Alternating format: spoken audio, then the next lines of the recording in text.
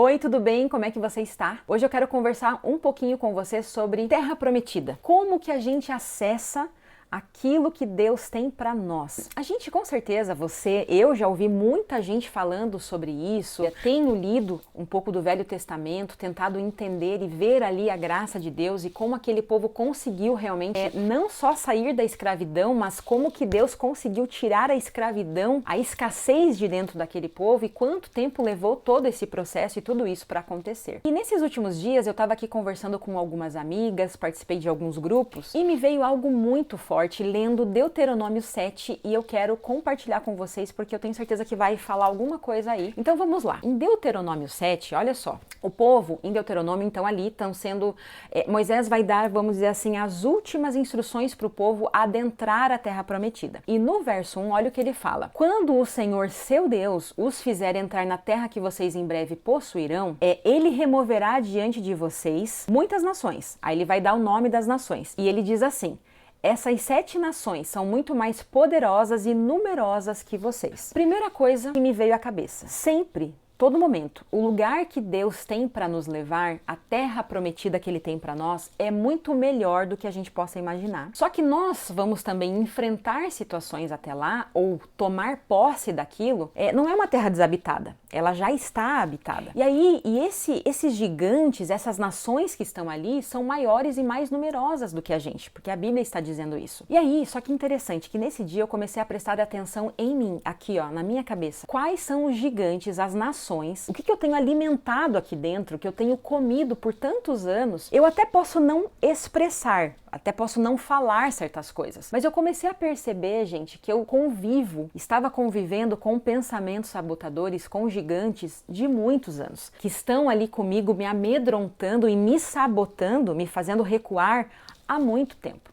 E aí a primeira coisa que eu fui assim confrontada nesse verso é o seguinte: primeiro, quem que está te conduzindo para essa terra? É realmente Deus? Ou você está sendo conduzida por medos, por traumas, por fracassos, por outras vozes, por gigantes, por orgulho? E assim, gente, tem aquela oração de Davi maravilhosa em Salmos, que ele pede para o Senhor sondar o coração. Porque muitas vezes nós não temos consciência do porquê pensamos o que pensamos e nós agimos do jeito que agimos. Hoje a neurociência, a terapia aí, quem faz ou quem estuda sobre isso sabe dizer, apenas 5% das nossas ações são totalmente conscientes. 95% estão no nosso inconsciente. São de coisas que nós às vezes nem lembramos, mas que são automáticas. A gente faz, pensa e age daquela forma, de forma repetida e automática. E aí eu comecei a me perguntar e pedir para o Espírito Santo sondar realmente o meu coração. Porque eu comecei a perceber que tem gigantes que eu tenho convivido há muito tempo e talvez eu tenha tido uma idealização minha, humana, da Terra Prometida. Então, às vezes eu quero entrar do meu jeito. A primeira coisa,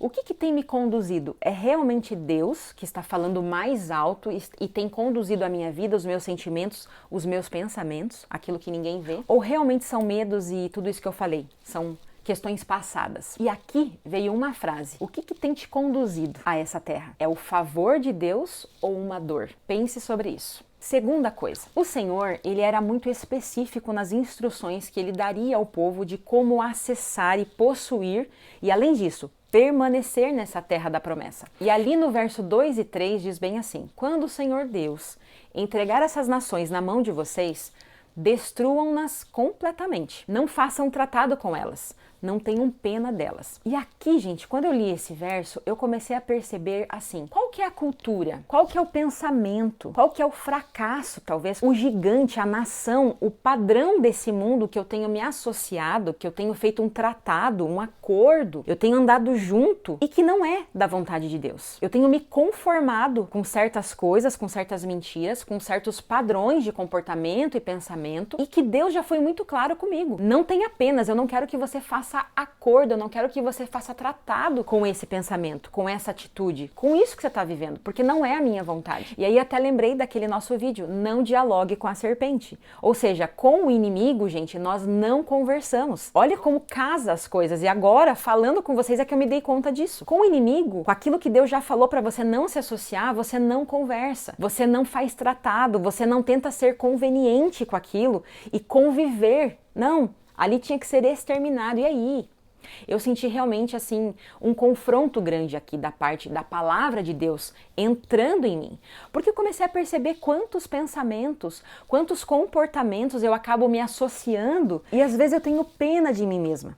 Eu comecei a perceber assim, para de ter pena de você mesma. Tem coisas que Deus te pede e Ele vai te pedir para acessar, não é com a sua força, não é com a sua capacidade, a força do seu braço, não é com o seu intelecto, com as suas habilidades, com a sua aparência, com o seu networking. Ele não está te pedindo isso. Ele vai te pedir para acessar a Terra Prometida com a força dele. Só que muitas vezes nós nos associamos com outras culturas, com tudo isso que eu falei, e a gente vai levando a vida assim. E a gente se acostuma a viver dessa maneira. Então aqui fica também a segunda pergunta. Qual é o pensamento, qual é a cultura, o comportamento, tá? O padrão humano, talvez, o padrão de pensamento, o padrão mentiroso, as mentiras do inimigo que você às vezes tem se associado e tentado conviver pacificamente com isso. Só que não vai dar certo. A gente sabe que está fadado ao fracasso. E aí também vem a questão, não tenha pena, não alimente essa questão da comiseração, porque muitas vezes é aquilo que eu falei, nossa, mas tadinha de mim, coitada, nossa, mas já aconteceu isso, então eu ajo assim porque lá no passado, ou porque fizeram isso, ou eu já estou acostumada a agir assim, eu não sei. Nós às vezes temos pena da gente mesmo e aí a gente não avança. Porque a gente fica preso nesse passado, nesse pensamento, nessa cultura familiar, nessa cultura que você mesmo inventou, nessa desculpa, nessa historinha que você conta para você o tempo todo e você não consegue avançar. Você não faz aquilo que precisa ser feito. E aqui, gente, a terceira chave que eu gostaria de compartilhar com vocês, que para mim explodiu minha cabeça, fez muito sentido. Olha o que diz lá no verso 17 do capítulo 7. Mas aí vocês talvez se perguntem, como poderemos conquistar essas nações que são muito mais numerosas do que nós? Nós olhamos para aquela nação e para aquele gigante e a gente diz assim, a gente não vai conseguir, é muito, é demais para minha cabeça, eu não tenho estrutura para isso aqui. Só que olha o que ele diz, e daí logo na sequência, nos versos 18 e 19, preste atenção, como que a gente vai conquistar esses lugares maiores? Não tenham medo delas, primeira coisa, não tenha medo. Aí olha só, lembrem-se apenas daquilo que o Senhor Deus fez. Fez ao faraó e a toda a terra do Egito. Lembrem-se das grandes demonstrações de poder que o Senhor seu Deus enviou contra eles. Vocês viram com seus próprios olhos. Lembrem-se dos sinais e maravilhas da mão forte e do braço poderoso com os quais ele os tirou do Egito. O Senhor seu Deus usará esse mesmo poder contra todos os povos que vocês temem. Gente, olha, eu queria que vocês prestassem atenção, assim como eu, apenas nessa parte aqui, ó. Lembrem-se apenas do que o Senhor fez. E aí eu vou voltar na minha história. Eu tenho um padrão de comportamento, eu não consigo romper, eu não consigo ir além. Nessa hora, quando eu li isso, eu falei, meu Deus, eu acredito que aqui ficou assim claro. Porque assim, quando você tem um padrão de comportamento, o que você sempre vai se apegar? Nossa, mas eu não vou conseguir fazer. Por quê? Porque eu já tentei várias vezes e não deu certo, gente. Não, mas eu não vou fazer, não vai dar certo. Por quê? Porque eu já fiz, eu já tentei e não deu certo. Qual que é aqui a saída? Como que você vai olhar para o seu dia, para o seu hoje, para o seu futuro e você vai conseguir entrar olhando, prestando atenção apenas no que o Senhor fez na sua vida? Quais foram as prisões que Deus já te libertou? Quais foram as orações respondidas? Quantas vezes? Porque Deus sempre nos ouve e Ele sempre nos vê. Quais foram aquelas orações assim muito específicas e que Deus foi muito direto e que você assim lembra muito forte? Quais são os fracassos? Como que você era antes de Deus? Do que Deus tem te libertado ou já está abrindo os seus olhos? E aqui, gente, Ele pede assim, ó, é muito claro. Eu não quero que você preste atenção e se lembre do seu fracasso, se apegue ao seu trauma, se apegue ao seu passado. Eu quero que você olhe, se for para olhar para trás, é para lembrar do que eu fiz, do que eu, Deus, fiz por você, de como que eu te tirei do Egito, como que eu te libertei da escravidão, como que eu provi para sua vida, como que eu te sarei, eu te curei, como eu te transformei na pessoa que você é hoje. Talvez você precise olhar há 2 anos atrás e lembrar de alguma situação e pensar assim, meu Deus, eu realmente mudei, porque aconteceu uma situação situação parecida esses dias e eu não sou a mesma pessoa. E aí você começa a perceber que você por si só não poderia fazer essa transformação. É como se você tivesse nascido de novo e você sabe que é a graça de Deus. E aqui é tão lindo, porque é Deus que vai dar a terra, Deus vai fazer com que o povo conquiste os gigantes, vai entregá-lo nas mãos dele, e ele diz muito claramente, então quando vocês ficarem com medo, olhem para mim. Lembrem do meu braço forte, não é do seu braço forte, não é de quantas vezes você tentou e fracassou. Porque eu comecei a perceber em mim que eu começava a olhar para trás e eu começava a lutar já uma guerra, uma luta, mas me apegando mais aos fracassos e assim, querendo ou não, mesmo que você não fale, fica aquele pensamento escondido lá.